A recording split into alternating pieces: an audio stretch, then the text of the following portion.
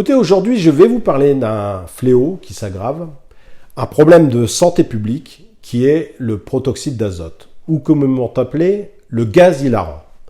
Ce fléau, ou cet effet de mode pour les jeunes qui se font des shoots de protoxyde d'azote par l'intermédiaire de diffuseurs, des ballons à gonfler, avec des capsules de gaz que vous connaissez tous destinées au siphon à chantilly.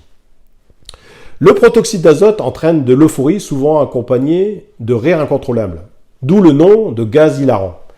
Mais il y a des effets secondaires qui ne sont pas sans conséquences.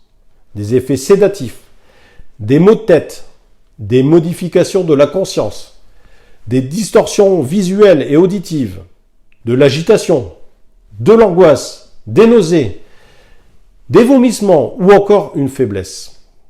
Ce sont tout autant d'effets qui peuvent être dangereux pour les utilisateurs, mais également pour ceux qui pourraient croiser leur route. En 2019, je recevais plusieurs messages de commerçants qui m'alertaient, des riverains qui m'alertaient sur le phénomène, qui était plus perçu pour une pollution et le risque de glisser sur ces capsules qui traînaient par terre. Encore aujourd'hui, les cartouches de protoxyde d'azote empoisonnent nos villes. Les jeunes qui inhalent le gaz contenu dans les cartouches au vu de tous. Valenciennes, Lille en sont des exemples. J'ai pu encore en apercevoir aujourd'hui même à Lille et ces fameuses maxi-cartouches encore plus volumineuses. Le 3 février 2019, j'étais un lanceur d'alerte en écrivant un article sur le sujet des capsules de gaz qui proliféraient dans les rues du Valenciennois, alors que personne ne traitait ce sujet.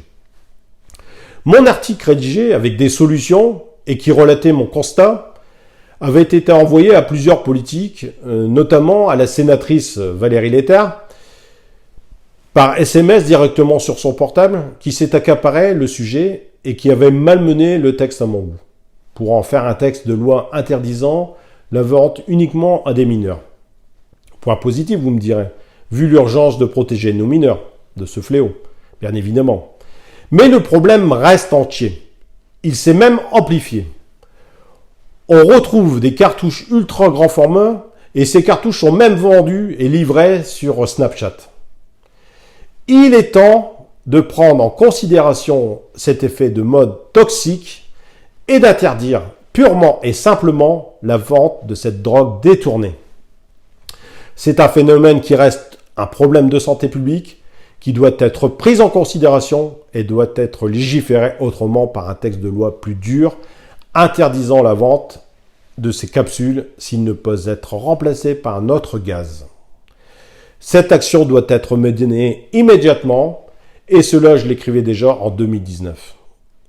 Même si la meilleure arme pour lutter efficacement contre les drogues et les addictions, qui reste la prévention, cela reste un problème de santé publique.